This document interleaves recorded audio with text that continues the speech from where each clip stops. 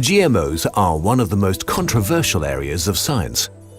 Genetic engineering is used in many fields, but even though medical applications like GM insulin are widely accepted, the debate heats up when it comes to food and agriculture. Why is that? Why is the same thing treated so differently? Let's try to get to the bottom of this and explore the facts, the fears, and the future of GMOs.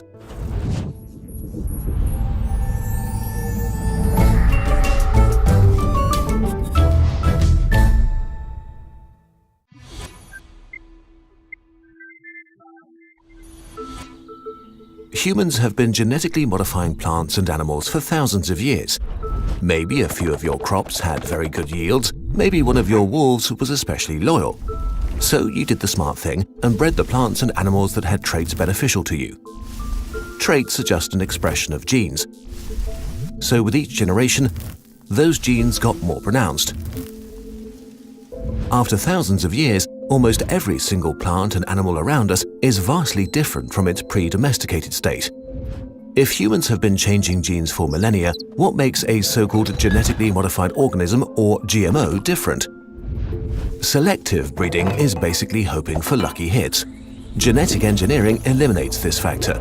We can choose the traits we want, make fruit grow bigger, immune to pests, and so on. So why are people concerned about them?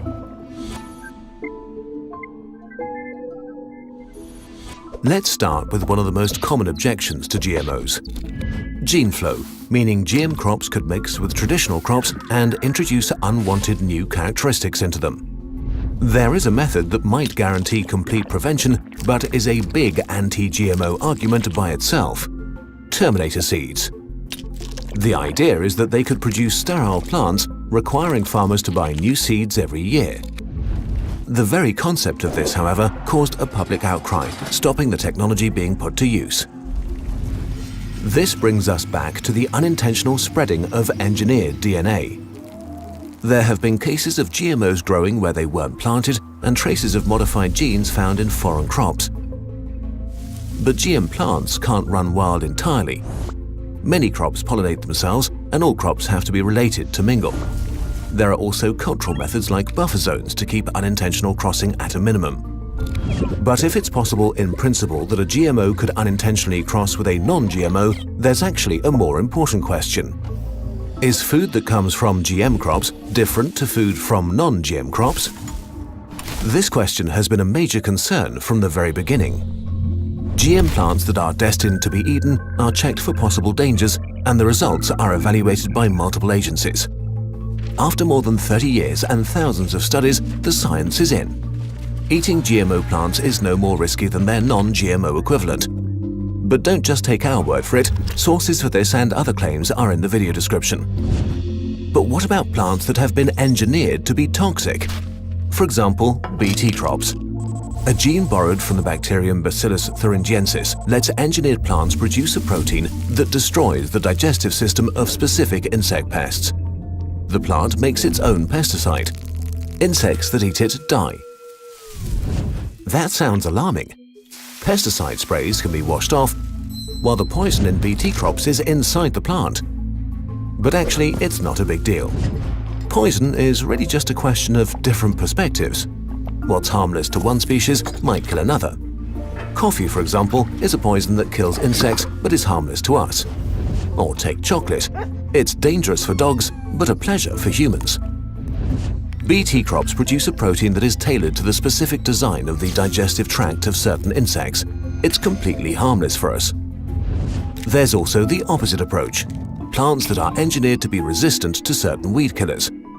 This way, farmers can use them widely, killing the other plants competing for resources without harming the crop. Here we get to the dark underbelly of GMOs. For the pesticide industry, they are big business. Over 90% of all cash crops in the US are herbicide resistant, mostly to glyphosate. As a result, the use of glyphosate has increased greatly. That isn't only bad. Glyphosate is much less harmful to humans than many other herbicides. Still, this means farmers have a strong incentive to rely on this one method only, casting more balanced ways of managing weeds aside. That's one of the most fundamental problems with the GMO debate. Much of the criticism of this technology is actually criticism of modern agriculture and the business practice of the huge corporations that control our food supply. This criticism is not only valid, it's also important. We need to change agriculture to a more sustainable model. GMOs as a technology are actually an ally and not an enemy in that fight, helping to save and protect nature and minimize our impact on the environment.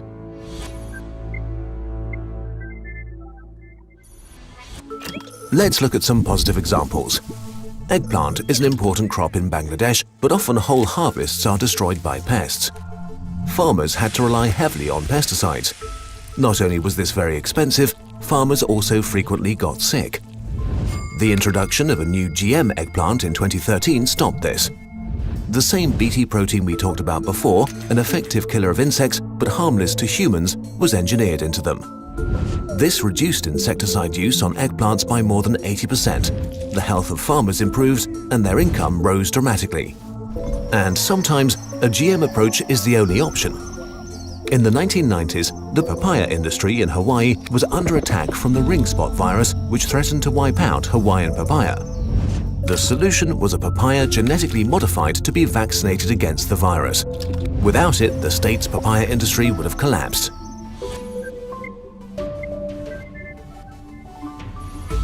All these stories show a very narrow application. 99% of all GMOs we use right now produce pesticides or are resistant against them. There is so much more we could do. Scientists are working on GMOs that could improve our diet. Plants that produce more or different nutrients, like fruit with higher antioxidant levels that help to fight diseases, or rice with additional vitamins. On a larger scale, we're trying to engineer plants that are more resilient to climate change.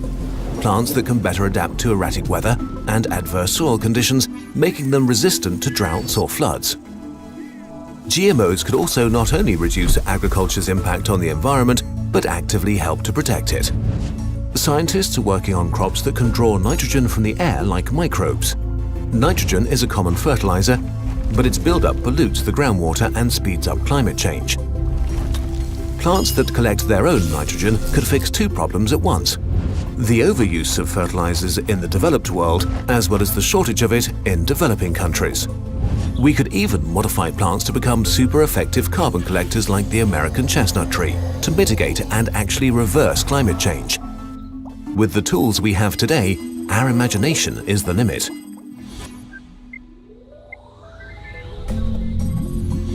The world eats 11 million pounds of food every day.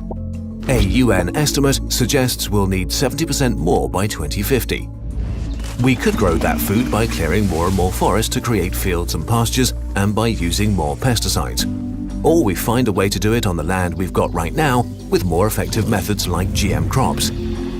Intensifying farming instead of expanding it means GMOs could become the new organic. In a nutshell, GMOs have the potential to not only drastically change agriculture, but to also dampen the effects of our own irresponsible behavior. GMOs could be our most powerful weapon to save our biosphere. This video took more than 600 hours to make, which would be impossible without viewer support on patreon.com. If you'd like to support carefully researched content made with love, it's really very helpful, and you can get your own bird as a reward. If you want to learn more about genetic modification, we have more videos explaining the opportunities and risks of the technology and how it could impact our future.